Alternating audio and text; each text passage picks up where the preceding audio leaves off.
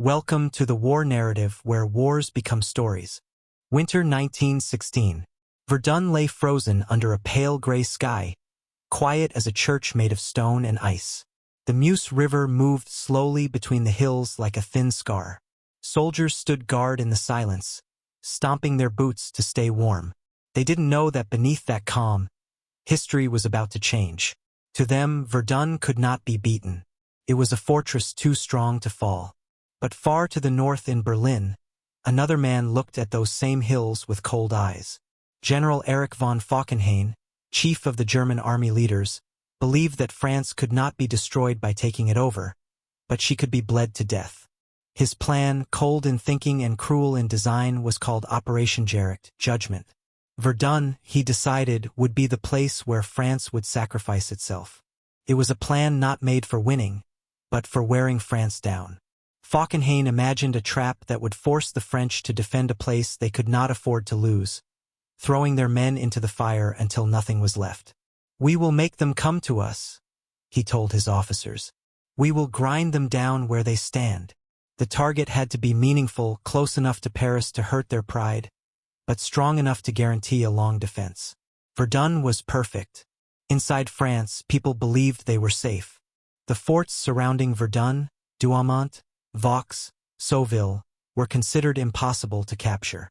The French leaders had taken away most of the soldiers and guns, believing the area was quiet.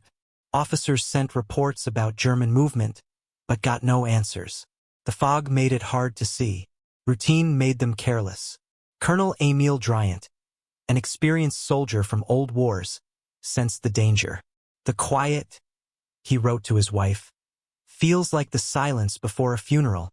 In February 1916, that silence ended. The first shells came before sunrise. Hundreds, then thousands. The sky exploded in orange flashes that rolled across the horizon like a storm at sea. Within hours, the ground itself began to shake. Trees shattered, trenches disappeared, and the air turned black with smoke and iron dust. One French soldier later remembered, "The world no longer existed. Only noise and fire remained." When the shelling stopped, the German soldiers came out of the mist, hundreds of thousands of men moving forward through the wreckage in perfect lines. Their rifles sparkled through the fog like metal teeth. The French front line, unprepared and outnumbered, fell apart under the force of the attack. Villages that had stood for hundreds of years, Haumont, Brabant, Meuse, disappeared in a single day. Back in the fortress city, officers tried to understand the chaos. Orders got lost in the confusion. Phone lines were cut. The few remaining guns fired blindly into the smoke. Verdun's defenders fought not for position, but just to breathe. "We were swallowed by the earth," one survivor wrote. "When the light came back, nothing of the world we knew was left." As the Germans moved forward, Falkenhayn watched the reports come in with cold detachment. The plan was working. France had taken the bait. Every hour, more soldiers rushed toward Verdun, the best divisions of the French army marching into a storm they could not stop. The trap had closed. But beneath the precision and logic of the plan lay a darker truth. No one could control what was coming. The machines, the shells, the fire, they were bigger than strategy, bigger than men. Verdun was no longer a battle waiting to happen. It was a machine waking up, and the sound of its first breath would echo across all of Europe. By the third day, the hills of Verdun no longer looked like France. The shelling had chewed through forests and villages, turning them into seas of mud and twisted steel. The German guns, over 1,200 of them, pounded the French lines in waves that never stopped. Each shell carried the sound of the earth breaking apart. Men said the air itself had weight, pressing on their lungs until breathing became painful. The French front fell apart under the pressure. Entire groups of soldiers vanished without a trace, swallowed by smoke and falling soil. Whole battalions were buried alive when the trenches collapsed. One survivor wrote home, "We dig not for protection, but to bury the dead faster." The sound of the shells blended into something endless, like thunder that forgot to stop. At the village of Haumont, the 51st and 72nd Infantry tried to hold the line. The men fired blindly into fog so thick they could not see their hands. The ground shook beneath their boots, and the snow was stained the color of iron. When the Germans finally appeared, gray figures coming out of the fog, they moved like ghosts, silent but endless. The French fired until their rifles jammed, then fought with shovels and fists. In the end, they were simply run over. Colonel Émile Driant's men fought next. They were chasseurs, light infantry, experienced soldiers hardened by years of training. When the shelling reached their area, they had no orders, no help, and no hope. Still, they stood. For 2 days, they fought from shell hole to shell hole, outnumbered 10-1. When their bullets ran out, they attached bayonets and charged into the smoke. Driant was among the last to fall, shot through the head while covering his men's escape. The survivors said he died standing. As word of the attack reached Verdun, panic spread through the command. Reports arrived hours late or not at all. The roads filled with retreating soldiers, horses, and broken wagons. The few working telephones crackled with desperate voices calling for artillery that no longer existed. "We are dying alone," one lieutenant whispered over the line before it went silent. In the rear, General Herr struggled to hold his collapsing defenses. The forts that once formed Verdun's pride had been stripped of their guns months earlier, their crews sent to other areas. Fort Douaumont, the largest of them all, stood empty, its garrison reduced to a handful of men who had no idea what was coming. When German stormtroopers reached its walls on February 25th, they found open doors and empty hallways. By afternoon, the fortress that symbolized French strength had fallen without a single shot. The news hit France like a punch to the chest. Verdun, once thought untouchable, was bleeding. The government in Paris demanded that it be held at all costs. More soldiers were rushed in. Columns of soldiers marching through sleet and mud, faces hollow with exhaustion. Trucks roared down the one surviving road to the city, headlights dimmed, carrying shells, bread, and the living. Each one passed wreckage still burning on the roadside. The soldiers called it the voie sacrée, the sacred way. In the villages behind the front, chaplains gave last rites without asking names. Medics ran out of painkillers and wrapped wounds with mud-stained cloth. The dead were buried in trenches alongside the living, for there was no time to separate them. One sergeant wrote, "We are not fighting for victory. We are fighting not to disappear." For the men who fought those first days, time lost meaning. There was only the next shelling, the next collapse, the next scream. The battle had no direction, no front. Only circles of destruction spreading wider each hour. Above it all, Falkenhayn believed his plan was working. He read casualty reports like factory numbers, convinced that France would soon break. Yet, in those same numbers, the seeds of his own defeat were already planted. The French were bleeding, but they were not collapsing. The fortress city still stood, and behind it, a quiet man was preparing to take command. A man whose calm would hold back the tide. By the end of February, Verdun was no longer a city. It was a wound. The air shook day and night with the rhythm of artillery, and the smoke hung so thick that daylight barely reached the ground. From the shattered hills to the riverbanks, nothing still lived. Horses, men, and machines lay in the same mud. The few who survived moved through it like ghosts, half deaf, half blind, waiting for the next shell to find them. In the chaos, a new commander arrived. Philippe Pétain, quiet, organized, unshaken, stepped into the underground fortress that served as Verdun's heart. He found officers asleep at their desks, reports piled knee-deep, and telegraph wires sparking against stone walls. When his officers asked for orders, he gave only 2 words, "Ils ne passeront pas." They shall not pass. Pétain was not the kind of general soldiers expected to save them. He spoke little, listened more, and refused to waste men for pride. But he understood something few others did, that Verdun could not be won by brilliance. It had to be survived through organization. His first action was to restore the lifeline that kept the city alive, the narrow, battered road linking Verdun to Bar-le-Duc. That road became his obsession. He called it the voie sacrée, the sacred way. It was just 67 kilometers long, twisting through mud and shellfire. but it carried everything: shells, bread, water, and men. Pétain turned it into a living lifeline. Every 30 seconds, a truck rumbled forward. When one broke down, it was pushed aside and another took its place. Soldiers repaired craters under fire, shoveling gravel into holes made by shells. The engines never stopped. At night, the road glowed faintly red from the brake lights of thousands of trucks. A soldier later wrote, "The road itself seemed alive, breathing, carrying us all into the fire." But Pétain did more than feed the fortress. He changed the way the French army fought. Instead of letting divisions die in place, he rotated them in cycles. A regiment would fight for days, then pull back to rest while another took its place.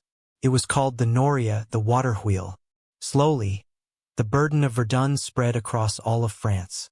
Nearly 3/4 of the entire French army would pass through that line before the year ended.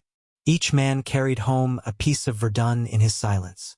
While Pétain brought order, the battle itself grew stranger. The landscape no longer followed the laws of nature. Shells had turned soil into ash and stone into dust. The Meuse River ran black with oil and blood. In some places, the ground boiled from the heat of the shelling. Soldiers said the earth shook like a living thing, breathing, groaning, swallowing the dead. For those trapped in the trenches, the senses broke down one by one. The eyes saw only gray. The nose learned to forget the stench. The ears stopped noticing the guns. Some men wrote letters with hands that no longer felt cold or fear, only the weight of the rifle they could not let go. "Verdun is not a battle," one lieutenant wrote in his journal. "It is a condition of existence." On the German side, the plan had begun to change. Falkenhayn's idea of controlled wearing down of bleeding France dry was dissolving in reality.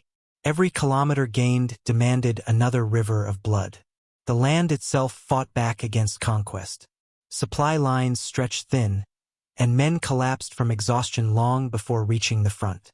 German officers called the place Blutmühl, the blood mill. The crown prince, who had once promised his father that Verdun would break France's spirit, now wrote in his diary, "We are devoured by our own machine." But for Pétain, every minute that passed without collapse was victory. He didn't speak of triumph, only of endurance. He reminded his men that Verdun was the heart of France, and that a heart could still beat even when surrounded by ruin. His orders were clear and calm, his words repeated like prayer. "Courage, unless aura, courage. We will get them."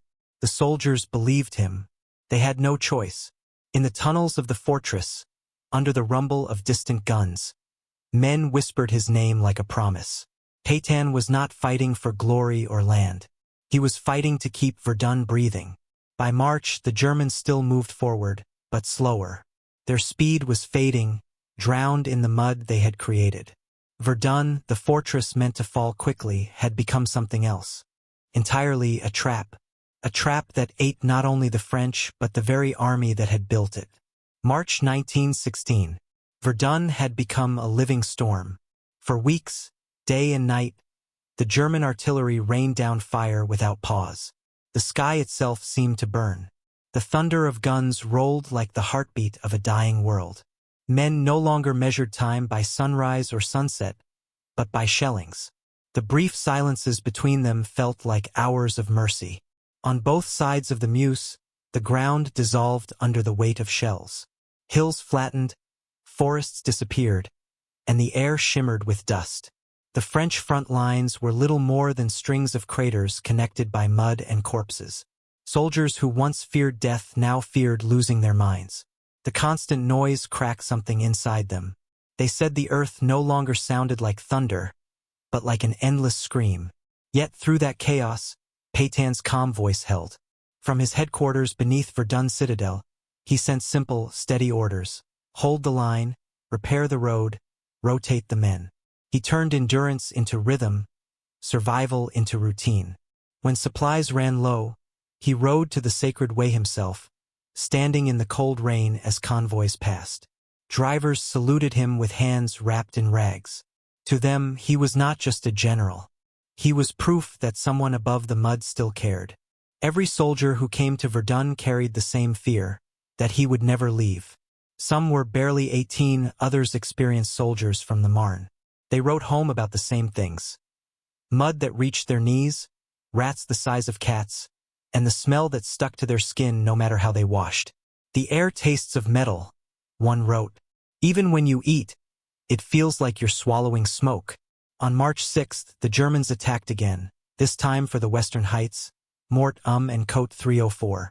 If they could take those hills, they could look down on Verdun itself. The shelling was so strong that whole battalions vanished beneath collapsing slopes. The French called Mort, the Hill of Death. The Germans, less poetic, called it simply Totenberg. Both names meant the same. Men fought for days without water or food.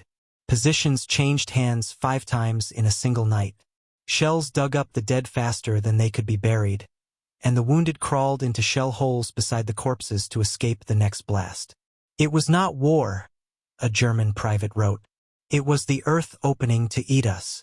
When the French counterattacked, they moved forward over land that no longer existed. Craters filled with smoke and fire, where even trees had turned to dust. In the middle of this madness, faith became the only weapon left. Soldiers carried tiny crosses in their breast pockets or whispered the names of their children before going over the top. Some carved prayers into their rifle handles. A French chaplain, exhausted and filthy, wrote in his diary, "We no longer ask God for victory, only for one more sunrise." And still Pétain's system held. The Noria rotation, his wheel of men, kept turning. Each regiment that left Verdun was replaced within hours. They came from every corner of France.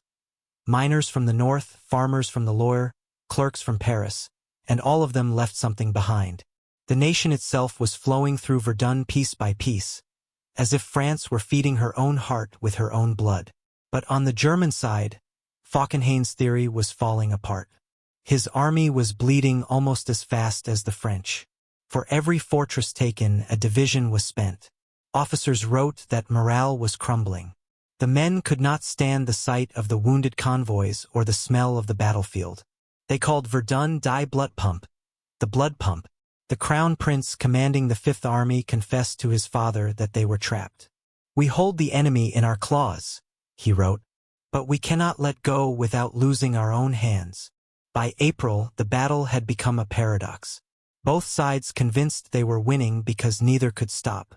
For the French, every hill held meant survival. For the Germans, every hill taken meant hope. Verdun was no longer about ground. It was about will.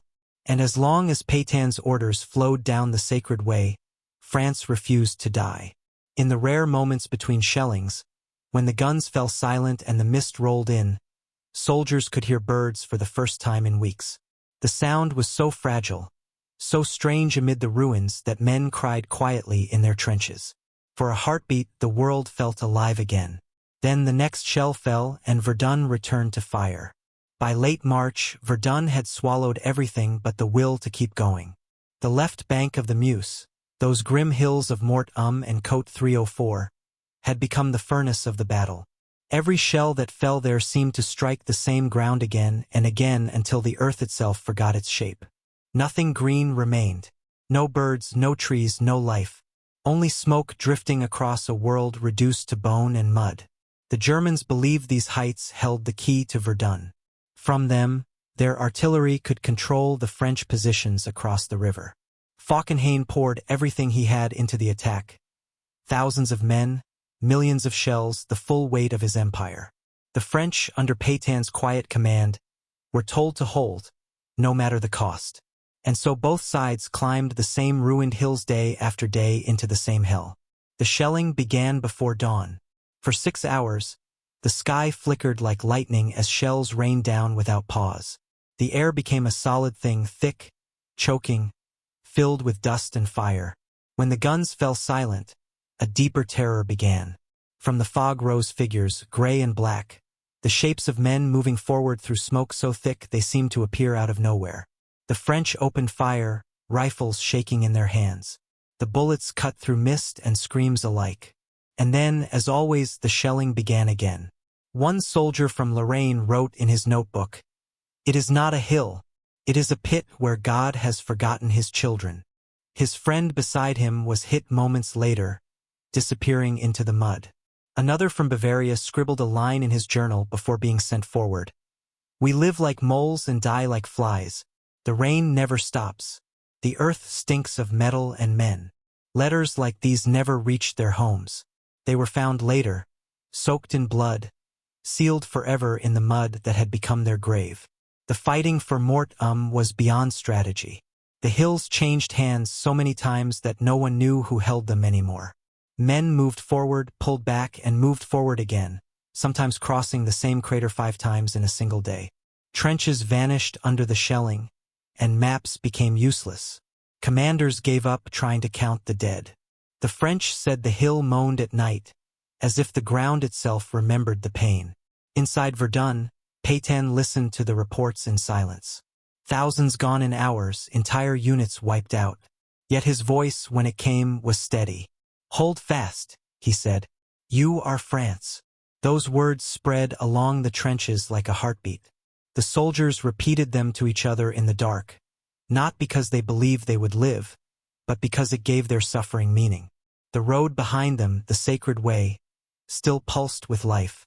Convoys thundered through rain and smoke, drivers steering by memory and instinct. Mechanics repaired engines under shellfire. Priests blessed trucks instead of men, and the living stepped over the dead to keep the line moving. Every loaf of bread, every shell, every drop of fuel came at the cost of another life. Verdun had become a machine that ran on sacrifice. The Germans pressed on through April, but the harder they pushed, the slower they moved. The slopes of Mort were no longer ground, but liquid mud. Shells exploded beneath the surface, launching geysers of corpses and debris. Gas clung to the hollows like fog, and men drowned in holes filled with water and blood. "It's not war," one French captain said. "It's a geological event." When the last German attack of the month failed, neither side could claim victory. The line had barely shifted. The hill had not been conquered. It had been erased. The French still held its ruins, and the Germans still shelled them, though there was nothing left to destroy. Verdun had become its own world now, one where daylight meant death and night meant nothing. And yet, through that hell, a strange faith endured. The soldiers began to call Verdun the altar of France. They said the nation was being reborn there, purified by fire. They did not say it with pride, but with quiet acceptance, as if they were witnesses to something sacred and terrible. From far away, Falkenhayn studied his maps and casualty charts, convinced that France must soon break. But those who fought at Verdun no longer cared about victory. They fought only because there was no other choice. On the hill of death, hope had burned away. What remained was duty and a grim kind of love for the men beside them. By April 1916, Verdun was a wound that refused to close. Every hill and hollow around the Meuse had been smashed into powder. Every tree burned to charcoal. The roar of artillery never stopped. It echoed from the sky, from the earth, from the bones of the living. Men said even the wind carried the sound of the guns. France was dying but not yet dead. In the last days of February, as the front nearly collapsed, Philippe Pétain had arrived quietly in the city. He came without fanfare, his boots caked in mud, his coat heavy with rain. The officers who greeted him expected urgency. Instead, he spoke softly, almost calm. He listened to reports of entire divisions gone, forts captured, and roads destroyed. Then, after a long silence, he said the words that would define Verdun: "Elles ne passeront pas." They shall not pass. Pétain was unlike any general the men had known. He did not promise glory or victory. He promised survival. And that was enough. His strength was order, not passion. He studied the chaos like a doctor studying a patient near death, searching for a pulse. That pulse was the road, the voie sacrée. Under his direction, it became the lifeline of Verdun. Trucks thundered down its length every 30 seconds, headlights dimmed, engines straining under the weight of shells and supplies. When a vehicle broke down, it was pushed aside within minutes. Mechanics worked under shelling, their hands shaking but precise. The road was never empty, not for a moment. Soldiers said it glowed red at night, like a blood vessel beneath the skin of France. Through that lifeline, Pétain fed not just the city, but the army's will to fight.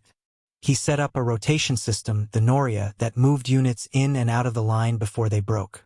No division was left to die alone. Every man who survived a rotation carried his story home, and every new arrival came knowing that France had not abandoned Verdun.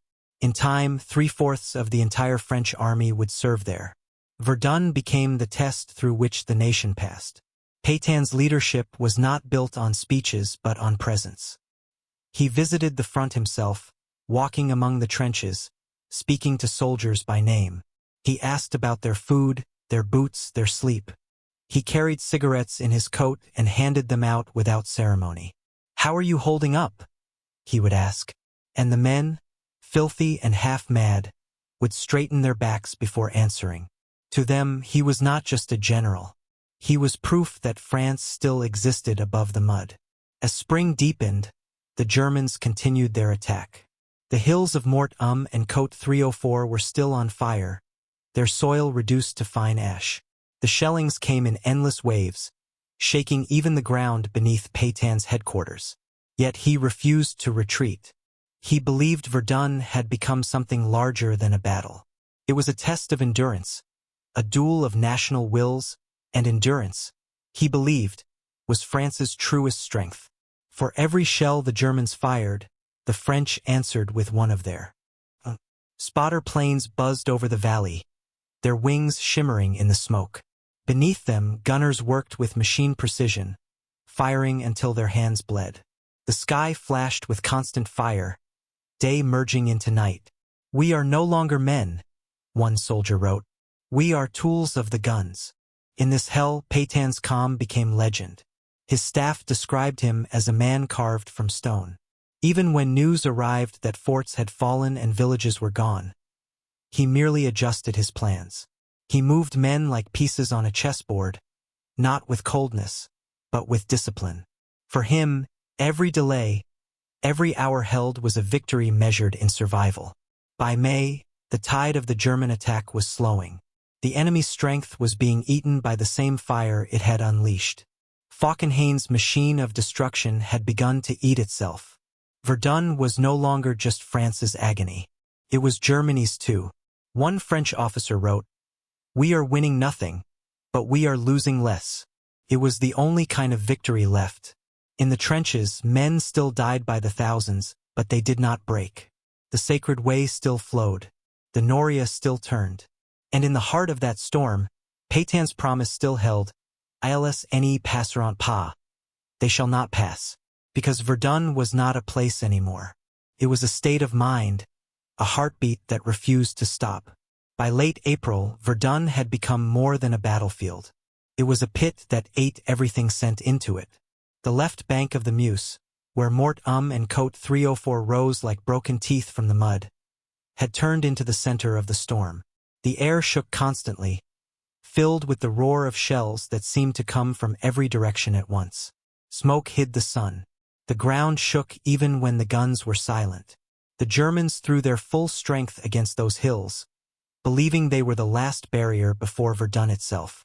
Falkenhayn ordered that they be taken at any cost. Those words would bury tens of thousands. The shelling began on March 6th and did not stop for days. The soil turned to liquid. The trenches filled with bodies faster than they could be cleared. Men drowned where they stood, swallowed by the mud that was half earth, half flesh. For the soldiers, Mort was not a hill, but a vision of hell. One French private wrote home, "The earth here breathes. It moves under us as if alive." Another from the German 10th Regiment confessed in his diary, "We are living among the dead. When the fog lifts, they stare at us, as if waiting for us to join them." Letters like these rarely reached their families. Most were buried with their writers. The hills changed hands again and again, each side clawing over the same craters. The French fought with bayonets, grenades, and bare hands. The Germans came in waves only to vanish under return fire. Every foot of ground was paid for with 100 lives. The shelling never stopped. It was a drumbeat that replaced thought itself. Soldiers went deaf, then mad. Some laughed uncontrollably. Others sat and stared at nothing until the next shelling ended them. A French lieutenant described it simply: "There is no sky, no ground, no men, only fire." Behind the lines, Pétain's machine of survival kept turning. The Voie sacrée still pulsed like a living vein, trucks rolling through the rain every 30 seconds. When the road filled with craters, engineers filled them with stones, wreckage, and sometimes the bodies of dead horses. The convoy never stopped. "Even the road bleeds," one driver wrote. In the command post, Pétain's voice remained steady. His orders were brief, clear: hold the left bank, maintain the road, rotate the divisions. He refused to abandon the hills, though they were little more than ashes. "Every hour we hold," he told his staff, "is another nail in their coffin," and so, hour by hour, men died to buy those nails. The Crown Prince, watching from the German side, began to despair. His divisions were breaking. Reports spoke of soldiers shaking uncontrollably, refusing to move forward, hiding in shell holes until the shelling passed. But there was no retreat. Verdun had become a machine without an off switch. By May, the left bank had turned into a vast graveyard. The forest that once covered the hills was gone. Its stumps burned black, its roots churned into the soil. The rain returned, heavy and cold, filling the craters until they overflowed. The dead floated in them, unburied, nameless. Men drank that same water because there was nothing else. In one of his last letters, a French soldier wrote, "The mud pulls at our boots like hands. Sometimes it does not let go. The night smells of metal and decay. But still we hold." And hold they did, against logic, against exhaustion, against the weight of the entire German army. The hill itself was gone, leveled by months of shelling, but the idea of it, the belief that Verdun must never fall, remained. When the Germans finally stopped their attack, nothing was left to capture. The line had not moved, and yet the world had changed. The land was dead. The men were ghosts, but Verdun still stood. For the first time, the French believed they might survive. Not because they were stronger, but because they had learned to outlast death itself. By early May 1916, Verdun was a tomb that refused to close. The front had dissolved into a landscape of smoke and shattered concrete. The forts that once protected the city now stood like broken teeth along the ridge line, symbols not of safety, but of the price of pride. And none loomed larger or more cursed than Fort Douaumont. The Germans had taken Douaumont with barely a fight in February, walking through open doors left unguarded. Since then, the massive fortress, once the crown jewel of Verdun's defenses, had become a shelter and a prison. Its tunnels were packed with thousands of German soldiers living in the dark like miners, surrounded by the stench of oil, smoke, and decay. The air inside was foul, heavy with dampness and rot. Even whispers echoed through its stone hallways like sighs. On the morning of May 8th, a spark changed everything. In a lower chamber, a group of soldiers was heating coffee near a stockpile of flamethrower fuel and grenades. A single flame caught. Then came a flash, followed by a roar that tore through the fort's belly. Fire and smoke filled the galleries, rolling through the tunnels faster than men could run. Those who tried to escape were consumed by the flames. Others suffocated in sealed chambers, their lungs bursting from the heat. By the time the fire burned out, more than 800 Germans were dead, killed not by the enemy, but by their own carelessness. The explosion was visible for miles. From the French lines, black smoke rose over Douaumont like a funeral blanket. Commanders believed the Germans were in disorder. And for the first time in weeks, hope flickered through the chaos. General Nivelle, newly in command after Pétain's reassignment, saw an opportunity to retake the fort. He ordered an attack. The artillery opened fire that night, hundreds of guns thundering in unison, pounding Douaumont for hours. When the shelling stopped, waves of French infantry surged forward through the mud and gas. They reached the walls under cover of smoke, forcing their way into the lower galleries. For a brief moment, the tricolor flag fluttered again above the fort that had become a national wound. But the victory did not last. The Germans counterattacked before dawn, throwing grenades and flamethrowers down the corridors. The French, trapped inside the smoke-filled tunnels, fought until their rifles melted in their hands. When the fighting ended, the fort was once again in German hands. The bodies of both sides lay together in the dark, impossible to tell apart in death. One survivor later wrote, "We could not tell which language the dying spoke. For days after, the smell of burned flesh hung over the battlefield. The fire at Douaumont had turned the fort into a tomb, a monument to the uselessness of war. The French leaders called it a heroic attempt. The soldiers who survived called it madness. We went in as men," one wrote, "and came out as shadows." Outside, the rain began again. It soaked the ruins, washing blood and ashes down the slopes into the Meuse. The ground was slick, the air thick with smoke and gas. In the lowlands, the bodies of the fallen drifted together in pools of black water. Even the crows had stopped coming. Still, both sides refused to stop. Falkenhayn demanded another push. Verdun must fall. The French government ordered that it must not. Between those two absolutes, thousands more men died. By June, the battle had entered its most senseless phase. The forts, once symbols of strength, were now nothing but targets. The soldiers who fought for them knew this. They no longer spoke of victory, only of endurance. One French gunner wrote, "We no longer fight for France. We fight for the man beside us, because no one else will." Above them, the ruins of Douaumont smoked under the gray sky, a warning to both armies. Verdun was no longer a contest of nations or generals. It had become something darker, a war between the living and the dead. And the dead were winning. Fort Vaux lay a few kilometers south of Douaumont. Smaller, darker, forgotten by most until the fire reached it. Its hallways were narrow, its walls cracked from months of shelling. For weeks, the garrison inside had watched the smoke rising from Douaumont and knew their turn was coming. By early June 1916, the fort was surrounded. Major Sylvain Eugene Raynal, its commander, had 600 men, infantry, engineers, medics, and clerks. There would be no help, no rescue, only orders, hold. The shelling began on June 1st.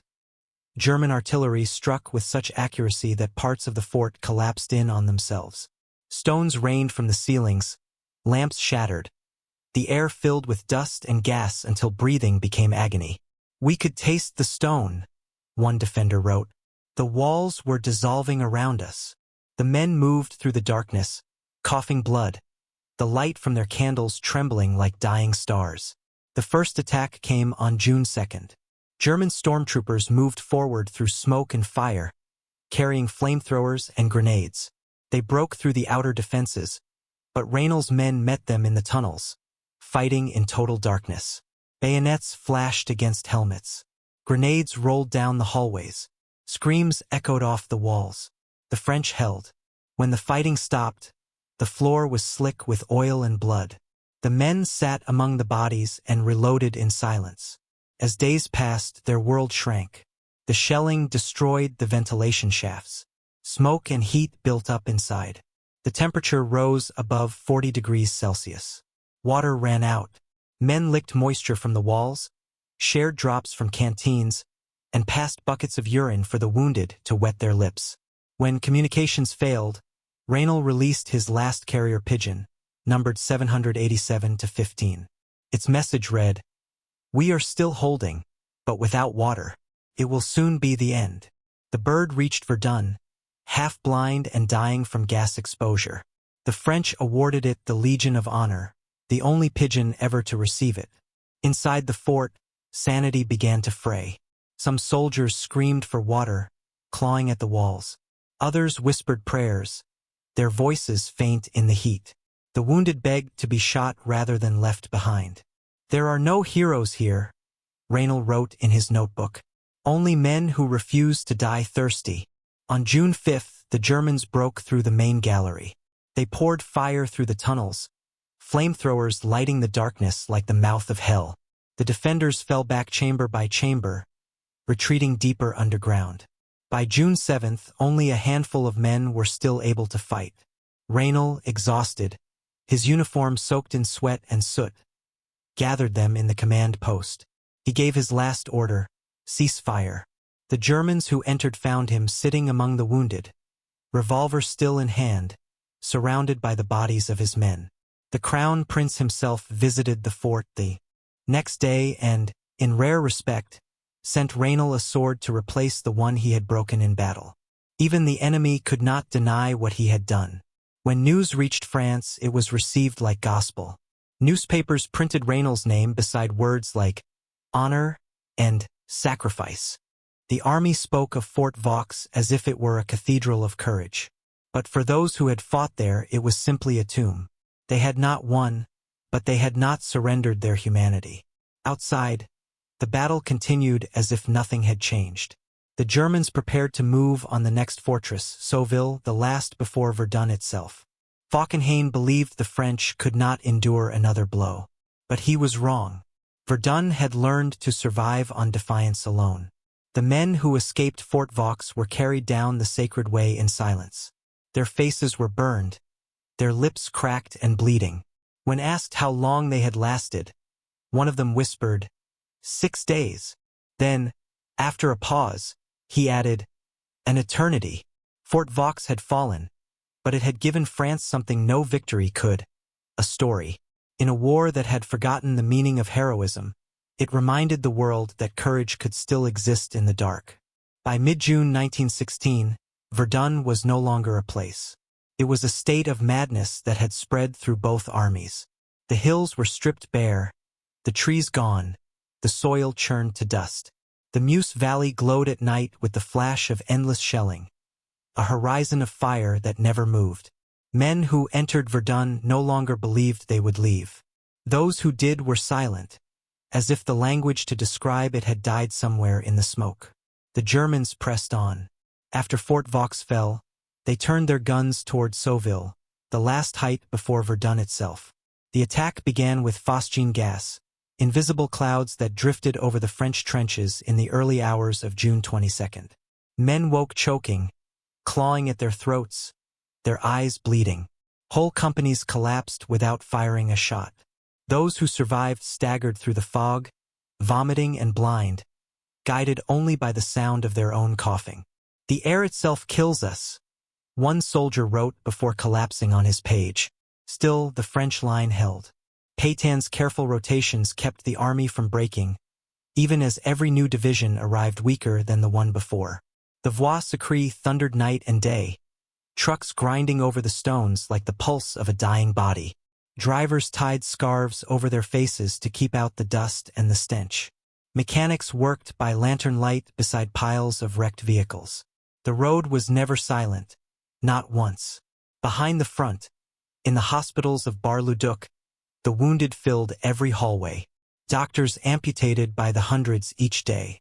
The smell of ether, blood, and burnt flesh clung to the walls. A nurse wrote in her journal, "They come without names. Some cannot speak. We tag them with numbers until they remember who they are." For many, memory never returned. Across the lines, the Germans were dying too. Falkenhayn's army was bleeding as fast as the French. Supply columns got stuck in mud. Horses collapsed by the thousands. Whole regiments vanished into the trenches and never reappeared. Officers began to question the plan. "We are not bleeding France white," one major wrote to his wife. "We are drowning in our own blood." By July, the world beyond Verdun had caught fire. On the Somme, British and French armies launched a new offensive, and the thunder of their guns rolled across northern France like distant echoes of Verdun's storm. In the east, Russia bled itself dry in the Brusilov offensive. Everywhere, the war was eating men faster than nations could replace them. Europe itself seemed to be dissolving. At Verdun, sanity was the rarest thing left. Men muttered to themselves in the dark, unable to tell whether the shaking they felt was from the guns or from their own hearts. Sleep came only in pieces between shellings. Food arrived soaked in mud. Water carried the taste of decay. "We are made of earth. Now," a French corporal wrote, "when we die, it will not notice." Even the generals began to lose faith. Falkenhayn, still convinced that France would collapse any day, refused to call off the attack. Pétain, now overseeing the broader front, warned Paris that the army was near breaking. But neither side could stop. Verdun had become a ritual of death that demanded continuation. On the front line, men found new ways to stay alive inside the madness. Some carried photographs of their families wrapped in oilcloth. Others scratched prayers into their rifle handles. When they could, they traded food across the lines in the dark. Cigarettes for bread, a moment of shared humanity in a place that had forgotten the word. In the silence, one German soldier wrote, "We can hear the French breathing. They are as afraid as we are." By the end of July, the Germans had reached the slopes of Fort Sauville. From its ruined summit, they could see the church spires of Verdun itself. But they could go no farther. Exhausted, half-starved, and buried under their own artillery fire, they stopped.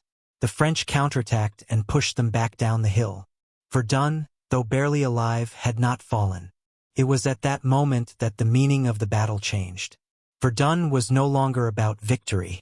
It was about endurance, about how long a human being, a nation, a world could stare into hell and not look away. By the end of summer 1916, Verdun had consumed 500,000 men and still refused to decide. The front lines barely moved. Every hill, every trench, every ruined fort had been fought over so often that no one remembered what they looked like before. Verdun was no longer a battle. It was an equation that refused to balance. In Berlin, the truth could no longer be hidden. Falkenhayn's plan to bleed France white had bled Germany just as deeply. The Crown Prince's Fifth Army was exhausted. Morale had collapsed. Divisions sent to Verdun returned half their size, hollow-eyed and silent. Even officers stopped pretending to believe in the plan. "We have reached the point," one wrote, "where victory and defeat are the same." On August 29, 1916, the Kaiser dismissed Falkenhayn. The man who had conceived Verdun as a calculated slaughter was gone. In his place came Hindenburg and Ludendorff, the architects of total war. Their first order was simple: stop the offensive. The guns did not fall silent overnight, but their rhythm changed. The once relentless storm became scattered, hesitant, tired. For the first time in 6 months, the French dared to breathe. Across the lines, General Pétain watched with grim satisfaction. He had spent months turning chaos into endurance, and now that endurance was paying off. The Germans had burned themselves out. Yet Verdun was still bleeding, and the men who fought there had no sense of triumph, only exhaustion. "We are not winning," one captain wrote. "We are surviving better." When General Robert Nivelle replaced Pétain in direct command of the Verdun sector, few understood how different he was. Pétain was patient, cautious, a builder of systems. Nivelle was precise, ambitious, and believed that victory could be engineered like a formula. "Le feu Tuesday, fire conquers," he told his officers. He meant it literally. If enough guns fired long enough, the enemy would vanish. Verdun would prove it. Through September and October, the French prepared their counteroffensive. The Voix sacrée roared once more. Convoys of trucks, endless columns of men, new artillery rolling toward the front. Observation balloons floated above the ruined hills, mapping every trench and crater. The sky was filled with reconnaissance planes, their engines growling through the smoke. Every shell, every coordinate, every movement was planned. Nivelle intended not just to hold Verdun, but to reclaim it. On October 20th, the guns began their song. For days, Verdun shook as 700 French artillery pieces hammered the German lines. The shelling was so relentless that German prisoners later said, they thought the world had ended. When the infantry moved forward on October 24th, they moved behind a creeping wall of explosions that rolled forward like a living storm. Within hours, they reached Fort Douaumont, the fortress whose fall had symbolized France's humiliation 8 months earlier. Now its walls were cracked, its halls filled with smoke and corpses. The French pushed through the rubble, bayonets flashing in the dark. By afternoon, the tricolor flag flew once more over its shattered dome. The men who raised it wept, though they did not know if it was from pride or relief. Paris erupted in celebration. For the first time since February, The headlines did not speak of loss, but of recovery. Douaumont reclaimed, the papers cried. Crowds gathered on the boulevards, singing the Marseillaise. Yet at Verdun, there was no singing, only the low hum of the guns and the quiet understanding that the battle was not over. Nivelle struck again on November 2nd.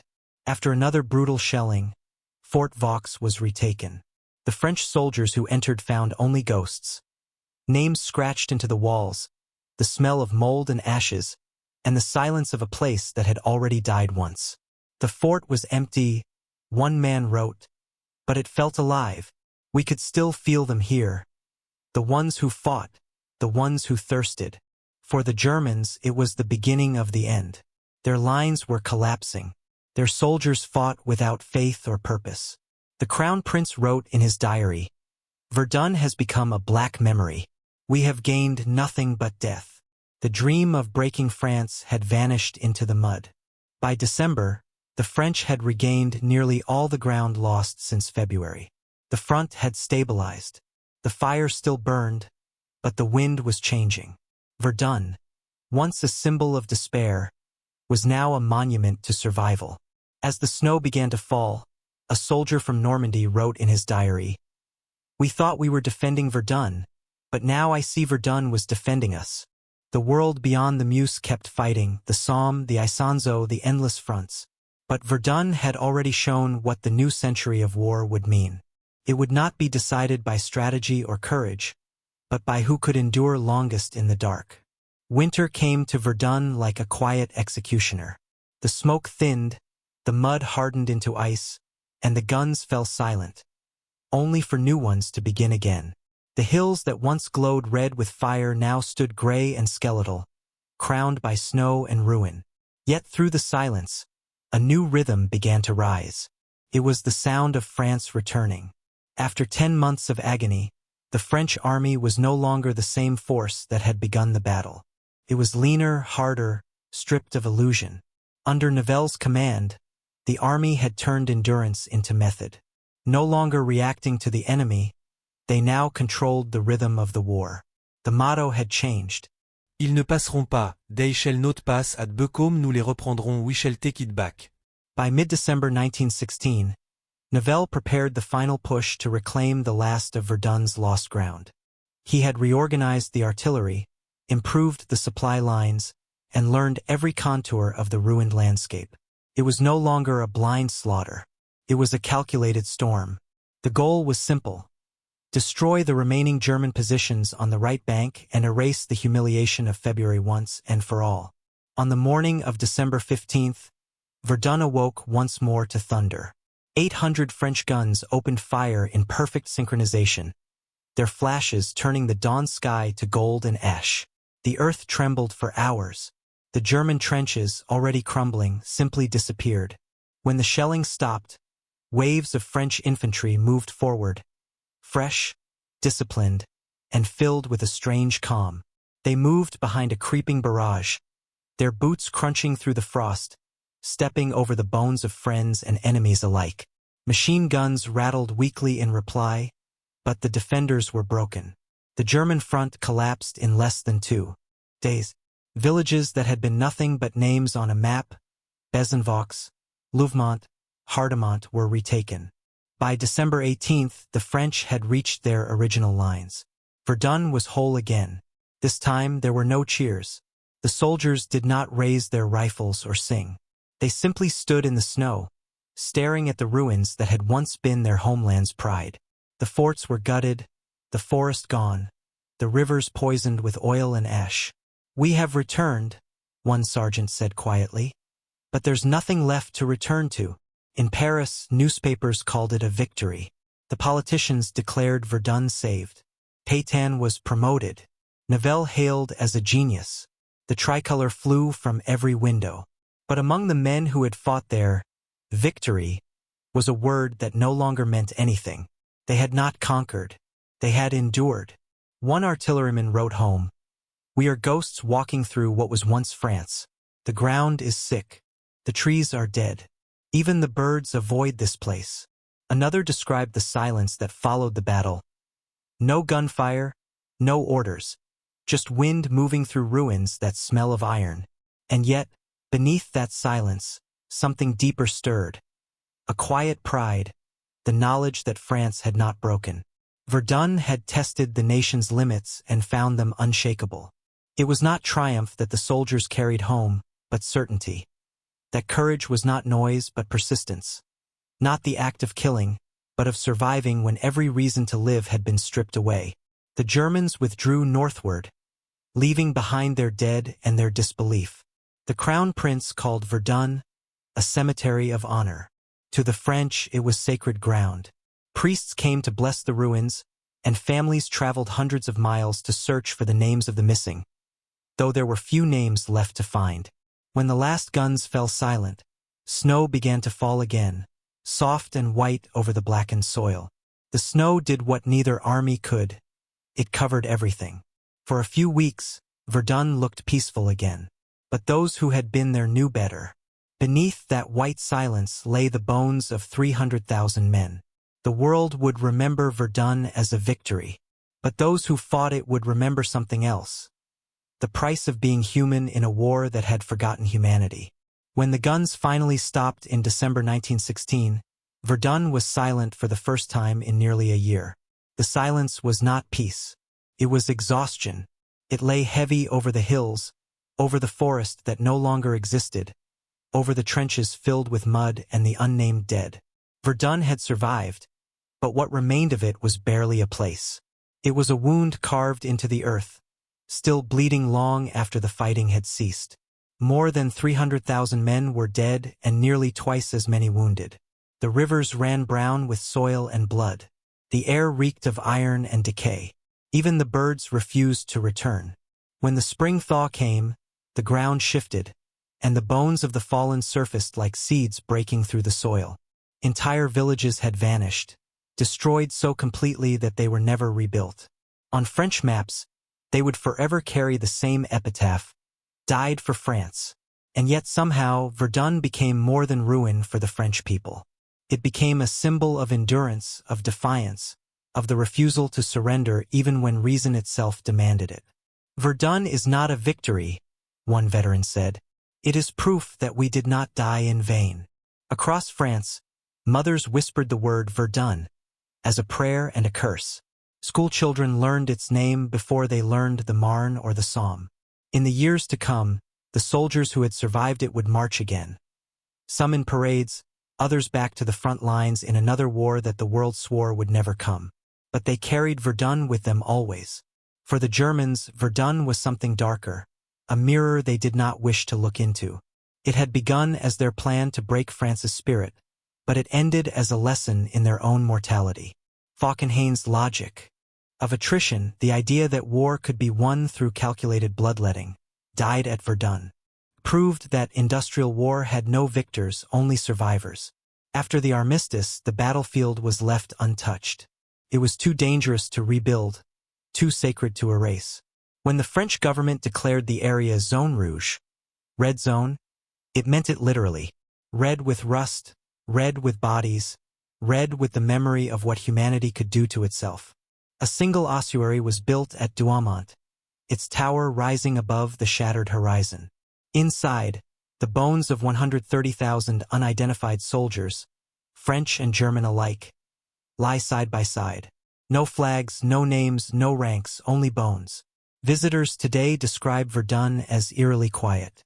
The grass has grown back, but the ground still hums faintly when the wind passes over it. Locals say it is the sound of the dead breathing beneath the earth.